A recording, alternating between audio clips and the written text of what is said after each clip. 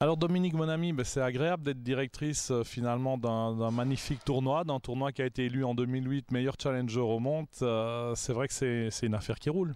C'est une septième édition au septième ciel comme on l'avait annoncé, mais quand on regarde en fait le tableau final et les participants et le niveau très élevé dès les premiers tours, on peut être que satisfait naturellement de cette septième édition et on se rend bien compte que les joueurs non seulement viennent avec énormément de plaisir et le public est présent dès le premier jour.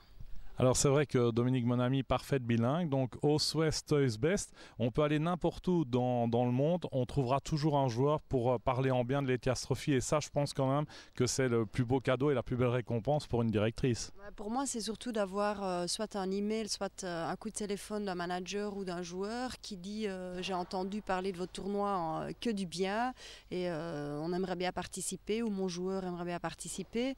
Et je parle de joueurs classés comme Kohlschreiber top 50, Müller top 50, Seppi top 50. Donc ça, c'est vraiment la preuve que la notoriété que nous avons sur le circuit ATP de la part des joueurs, tout le monde vient ici avec énormément de plaisir et que comme on a la meilleure réclame qui est de bouche à oreille, naturellement, est présente sur le circuit, on a chaque année une participation extrêmement forte de la part des joueurs. Alors vu que tout le monde veut l'égalité des sexes, ici c'est magnifique puisqu'on a des super joueurs sur le terrain et on a l'équipe de Fed Cup dans l'organisation. Donc finalement c'est pas mal. Avec Laurence qui est venue nous rejoindre, oui c'est pas mal. Les femmes directrices et je dirais mon bras droit pour la partie sportive avec Laurence, oui, deux femmes qui gèrent je dirais, toute cette horde masculine. On assume parfaitement notre rôle, on ne se laisse pas faire, les joueurs nous respectent et donc ça se passe super bien derrière les coulisses et aussi la relation avec les joueurs. C'est vrai que Laurence, elle est vraiment super compétente dans son rôle là, de responsable de Player Desk. Et c'est vrai aussi que l'avantage d'avoir Dominique, mon ami, directrice, et Laurence au Player Desk, c'est aussi d'avoir des joueuses du top et donc qui savent ce qu'un joueur ou une joueuse a besoin. C'est ça qui fait aussi notre valeur ajoutée pour le tournoi, c'est pourquoi est-ce qu'on est ici. De mon côté, c'est déjà par la notoriété, le fait que j'ai été joueuse professionnelle, que j'ai mon palmarès, il y a un respect mutuel avec les joueurs, et puis je connais la mentalité des joueurs, je sais ce que c'est que le circuit, donc je tiens compte énormément des demandes ou remarques des joueurs, que ce soit les Belges ou les étrangers, en favorisant naturellement un petit peu les Belges. Il faut quand même profiter de l'occasion, puisque c'est notre seul challenger en Belgique, donc c'est de profiter de l'événement pour les mettre, je dirais, dans les meilleures circonstances pour qu'ils arrivent naturellement le plus loin possible dans le tournoi. Et chaque année, on arrive à avoir un Belge qui arrive relativement loin, puisque l'année passée, on a eu Steve Darcy. Donc pour moi, c'est mission accomplie à partir du moment où les Belges progressent bien dans le tournoi, font des bons matchs, le public est présent. Et puis après, mon rôle de directrice, naturellement, c'est de chapeauter le tout, mais tout se passerait très bien. Après, pour moi, c'est ma 5e édition, donc je commence à être rodée aussi, à avoir l'habitude de gérer tous ces hommes. Alors sans rentrer trop dans les détails, parce que je sais que c'est un sujet un peu brûlant, mais on peut dire que tout le monde, que ce soit les supporters, que ce soit les organisateurs, on peut commencer peut-être, et vu qu'on est au 7e ciel, ça tombe bien, à rêver d'un plus grand événement, quoi. Ça, c'est la question qu'on me pose régulièrement. Il faut savoir, d'une part, c'est que le tournoi, on est dans une catégorie qui nous oblige à avoir des joueurs classés à partir de la 50e place mondiale.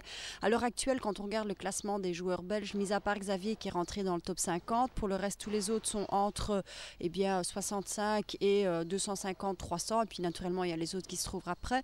Donc, si on regarde honnêtement, ça ne vaut pas la peine à l'heure actuelle de jouer dans une catégorie supérieure, c'est-à-dire de passer non plus dans un challenger, mais un ATP 250, ce qui nous obligerait d'une part déjà à avoir plus de sponsors, ça coûte cher naturellement d'avoir une date, mais je ne pense pas que ce soit un bénéfice pour les joueurs de Belgique, étant donné qu'à l'heure actuelle ils rentrent tous, on a 7 joueurs dans le tableau final. Si on montait de catégorie, j'aurais peut-être un peu peur naturellement de ne pas pouvoir avoir 7 joueurs dans le tableau final, peut-être d'en avoir 3 ou 4 maximum si tout se passe bien.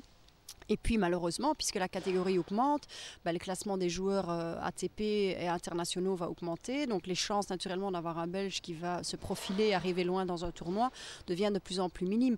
C'est quelque chose naturellement qui reste dans nos esprits, parce qu'à partir du moment où on a plus de joueurs belges qui font des meilleurs résultats, sont mieux classés, automatiquement, alors ce sera envisageable peut-être de réfléchir sur un tournoi ATP 250, où là, à ce moment-là, nous aurons les meilleurs Belges qui participent, qui sont tout de suite dans le tableau final, et faire profiter les joueurs moins bien classés d'une wildcard, ce qui à l'heure actuelle dans le Challenger se passe à merveille, mais alors si on montait de catégorie, à l'heure actuelle ce ne serait pas possible. Par contre, s'ils s'améliorent au classement, à ce moment-là ce serait quelque chose qui pourrait être envisageable. Qui a dit que les femmes n'aimaient pas parler? Dernière question, dernière question, c'est ce qui est vraiment génial aussi, parce qu'on voit dans certains grands prix où il n'y a personne, c'est de voir quand même qu'il y a de plus en plus de public et de plus en plus tôt dans le tournoi. Ça, c'est vraiment génial. Généralement, on voit le lundi, je me souviens, une des toutes premières éditions, il n'y avait pas grand monde. Et là, on a déjà quand même 700-800 personnes qui viennent pour un lundi avec, je dirais, une affiche qui n'est pas top, parce que la plupart aiment bien jouer le mardi. Donc on a vu avec Xavier Malissière et avec Steve Darcy que on a déjà plusieurs, je dirais 1000-1500 personnes qui sont présentes dès un deuxième jour. Pour moi, c'est déjà, je dirais, quelque chose de très positif. On voit que chaque année, il y a de plus en plus de monde dès le départ du tournoi. Ça veut dire, d'une part, on parlait de la notoriété par rapport à l'ATP et aux joueurs. Ici, on peut parler de notoriété par rapport au public belge. Les gens aiment venir, les gens qui sont venus reviennent, et ceux qui en ont entendu parler viennent pour la première fois, adorent. Et c'est comme ça qu'on arrive, je dirais, à créer un public qui, dès le départ, est présent dès le lundi, ce qui est une chose tout à fait positive pour le tournoi. Et il faut dire quelque chose aussi de très important, c'est que contrairement, comme on dit en wallon, parce qu'on peut le dire, ça va être sur le site, au moins je gueule, c'est-à-dire au sale gueule, c'est que ici la directrice, elle travaille vraiment.